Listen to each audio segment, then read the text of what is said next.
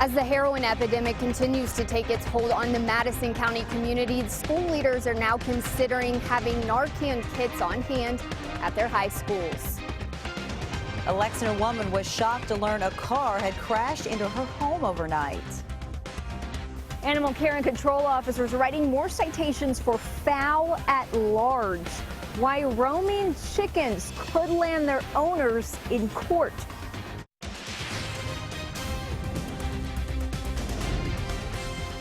This is WKYT News at 5:30.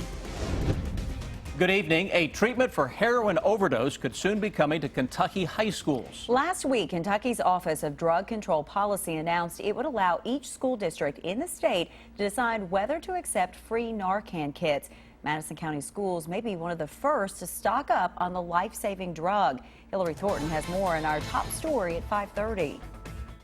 One of those school districts considering the Narcan kits is here in Madison County, where school officials say they are actively researching the possibility of the heroin antidote at both of their high schools. Beyond epidemic levels. I mean, it's to say it's an epidemic is probably an understatement. Carlos Coyle, director of Madison County EMS, sees firsthand the impact of the drug. We see it all age groups, unfortunately, all social economic backgrounds. There is no stereotypical heroin user. He also knows the impact of a specific treatment they use during heroin overdoses. Narcan is absolutely life-saving. A life-saving tool used by paramedics, now being made available to high schools throughout the country. The Kentucky Department of Education working to educate and distribute the nasal spray kits this fall to interested districts like Madison County. School leaders there say, quote, because this drug shows no prejudice, we feel it is absolutely necessary to be prepared for any number of possible scenarios. If this is a tool that can save a person's life, whether that be a student, a parent, a community member, we would like to consider the possibility of having access to it, end quote.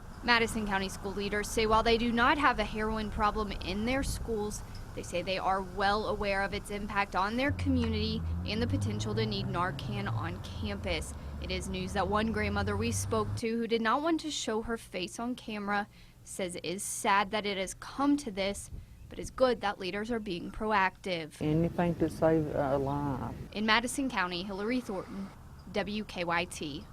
School leaders say while they do not have any documented cases of overdose incidents, they say an ambulance has been called several times in the past 5 years after a nurse suspected an overdose.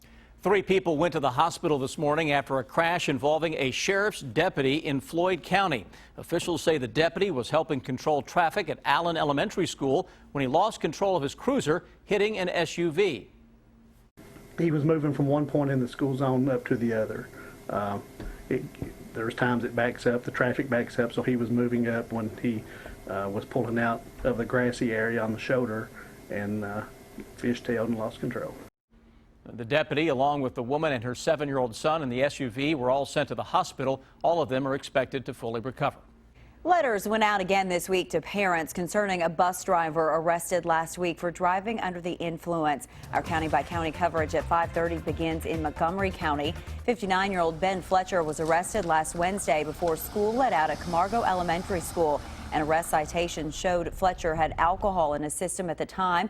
In a letter sent out yesterday, the Montgomery County School Superintendent assured parents of the procedures in place when hiring, including background checks and random drug and alcohol testing.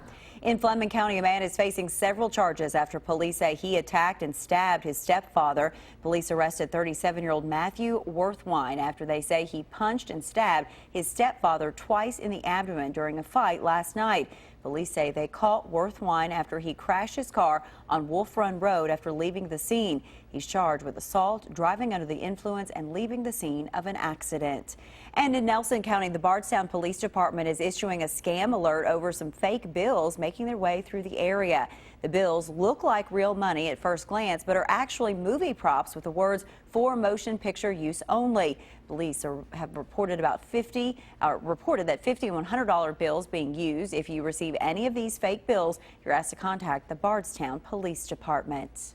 While many of us heard thunder last night, one Lexington woman woke up to a much different sound, a car crashing right into her home. It happened on Weber Way off of Clays Mill Road. Monty LaFranca says that she was asleep in her bed when a car came through her yard, hitting her home, her SUV, and the fence. Police say they're looking for two people believed to be two young men who took off at the scene after the crash. Why? Why would somebody do that and just take off? At least they would have the courtesy of coming in and say, well, we did some damage to your house and your car. What can we do to help?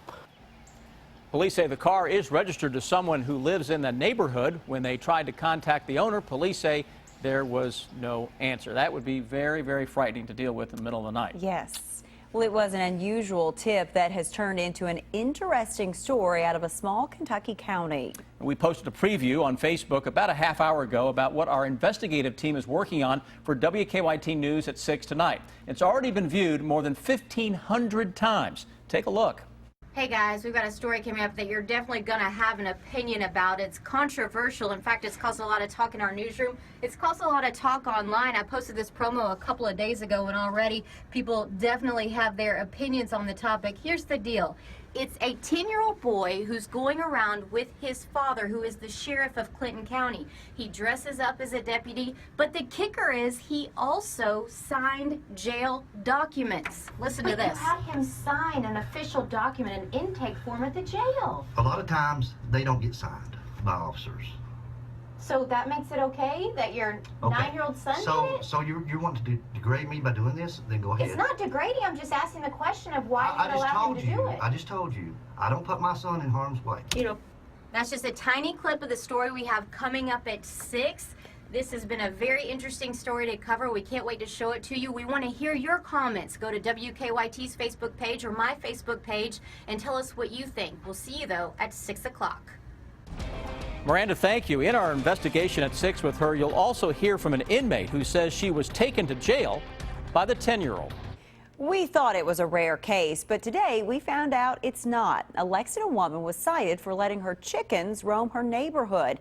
As WKYT's Kristen Kennedy explains, that charge is becoming more common. It's a story that's new at 5:30. The chickens live here on Rocky Hill Terrace, and neighbors say they've seen them out roaming.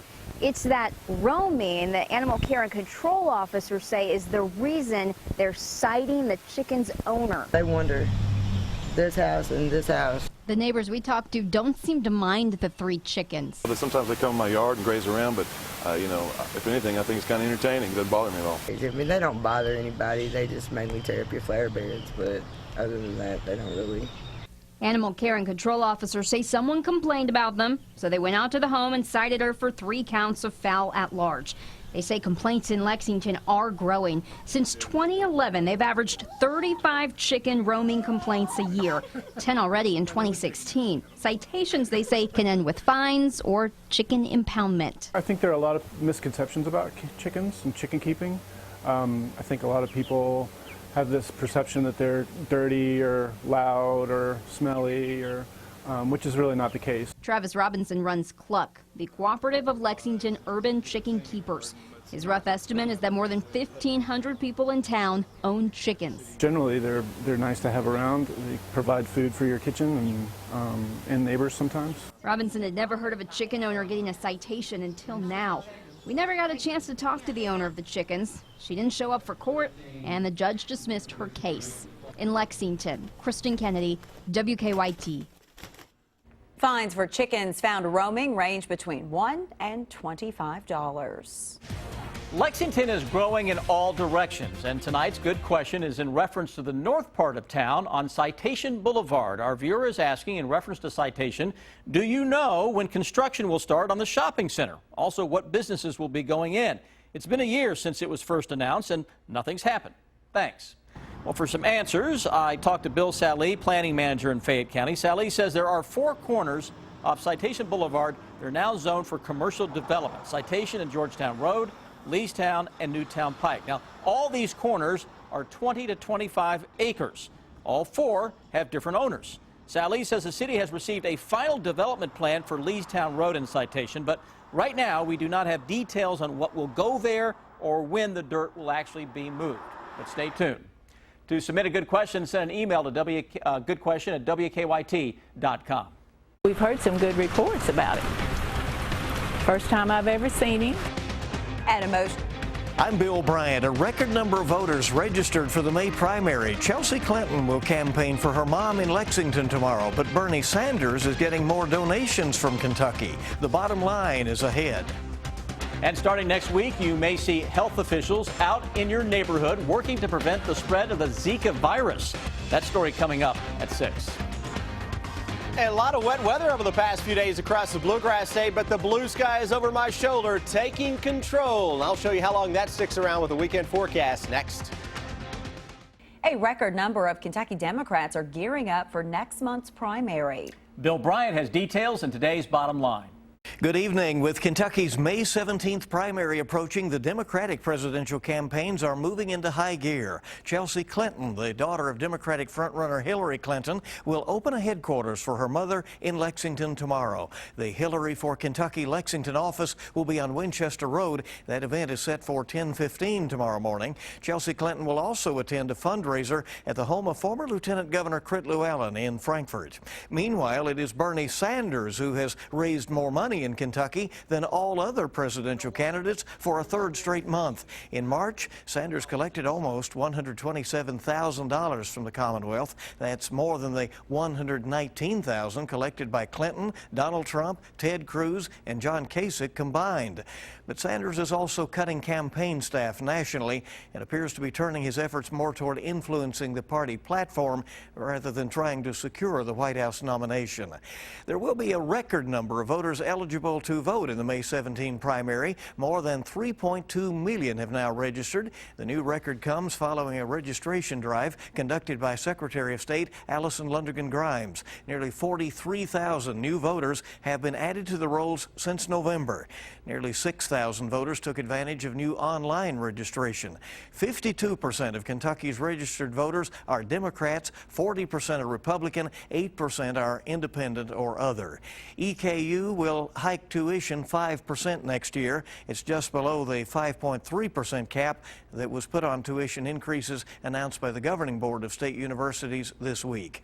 Bill Bryant, WKYT.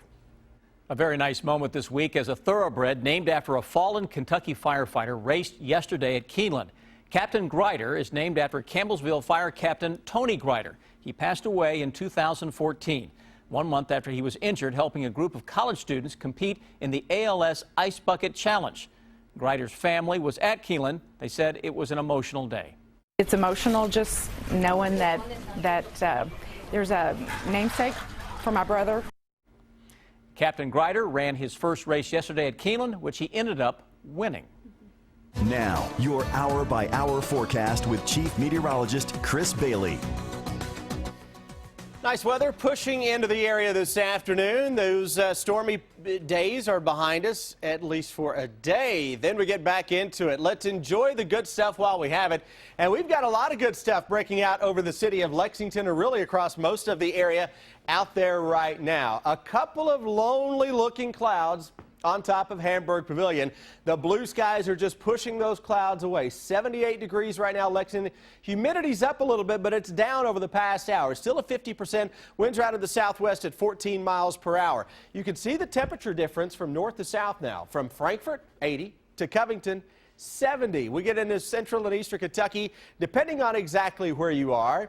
Low 70s with some rain, upper 70s to around 80 with at least a hint of some sunshine. Defender Radar Network. Showers, thunderstorms across parts of eastern Kentucky are zipping through fairly quickly now from Moorhead over toward Olive Hill, Grayson, Sandy Hook, West Liberty. Showers and thunderstorms. A little cluster of some thunderstorms here into Wolfe County, parts of Breathitt County, right on top of the Mountain Parkway, slowly working their way on toward the east, being pushed by that dry air that is out across the western part of Kentucky as of now. That's going to continue to work its way through here. That's a good-looking forecast coming up for your Friday. 3-day threat track looking good on Friday. I wish I could just do this and block out that Saturday, Sunday moderate impact for showers and thunderstorms. At least you get tomorrow.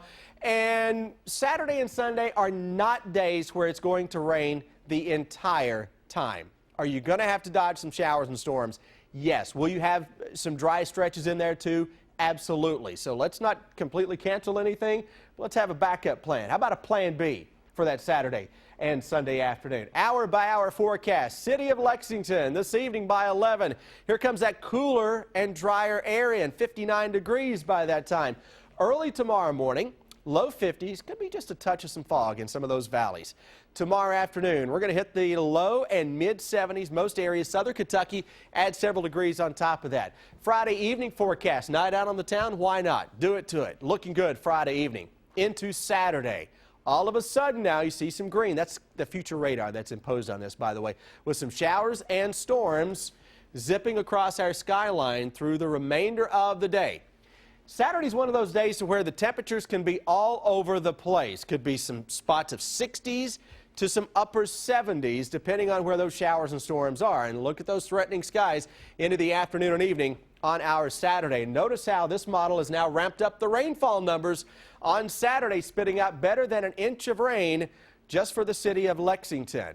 A different computer model through the weekend into Monday morning has a general 1 to 2 inch rainfall across most areas. I'm trying to look at some of those hot spots, though, again this weekend. Similar to what we had the past couple of days, you may get a spot or two that can pick up 2 or 3 inches of rain at some point in a short amount of time this weekend. So a local high water issue is a possibility Saturday and or Sunday. Kentucky Derby week next week, guys. 60s by day, a few spots may hit the low 40s as we go into the middle of the week. Could be a shower or thunderstorm around on Tuesday as of now. I keep thinking, hello, all these May flowers are going to be coming out of nowhere after all of these April showers. A week ago we were dry, everybody was wanting some rain. I said, hang in there. You get us over the next week, you're going to be saying, turn the faucet off. Right now we want to turn it off. It's cranking back up though Saturday and Sunday. All right, Chris, thank you. All right. Live look at Lexington rush hour traffic. We cleared the collision on Palumbo. It's now working one on the outer loop of New Circle at Nicholasville Road. Now you throw Keelan overflow traffic there, and traffic's pretty backed up right now on the circle approaching Nicholasville Road, especially the outer loop. It's heavy everywhere. The north side, Newtown Pike, significant delays there from New Circle to the interstate. Drive times will be impacted, of course. To Scott County, we're okay. No major issues on 75 that direction, and 75 toward Richmond looks good. Now back to you in the studio. Thanks, Don. The NFL draft begins tonight in Chicago. Well, it's just the first round tonight. It's a draft that's short on quarterbacks. Noah Spence played at Ohio State, moved to EKU. Now he is hopeful of taking his game to the next level. Sports is next.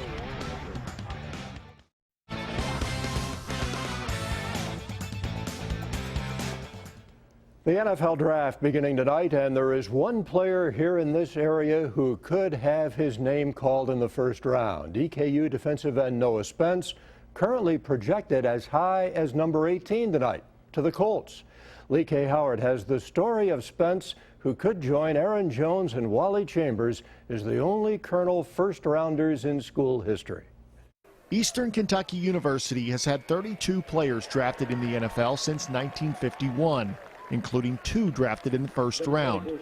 The next Colonel first-rounder could be defensive end Noah Spence, who is a projected mid-first round to early second-round pick. What I can bring to the NFL team, probably a lot of pass rush, relentless effort, and just passion for the game. I love for the game. In his one season at EKU, Spence ranked 4th nationally in tackles for loss and 5th in sacks. He credits former EKU defensive coach Jake Johnson for helping him to refine his skills. My time at EKU, being with Coach Johnson and everything like that, he's not here anymore, but he's a real good coach, and he helped me a lot with my pass rush and everything like that. Following his release from Ohio State due to repeated failed drug tests, Spence needed a place to land on his feet and improve himself both on and off the field. And EKU provided him with just that. On the way down the line, I look back at it just like I have it right now. It's a good experience. It's a blessing to be able to come here and just finish my football career. But Spence's football career is far from over. He's expected to flourish at the next level that puts a premium on players that can rush the passer. Now he just has to wait and see where the next chapter of his football career takes him. In Richmond, Lee K. Howard, WKYT. Thank you, Lee K. Earlier this month, the NCAA ruled that satellite football camps would be banned. The thinking was some schools were hosting camps in different parts of the country to to recruit, not teach any football. Today, the NCAA did an about-face ruling to overturn the ban. Supporters argued more kids might be seen by high-profile coaches and schools. The draft tonight, well, the first pick going to the LA Rams. Philadelphia has the second choice, then San Diego. Coming up in the next half hour, Cal gets on the treadmill and talks about coaching a long, long time. Stay with us. We're back after the break.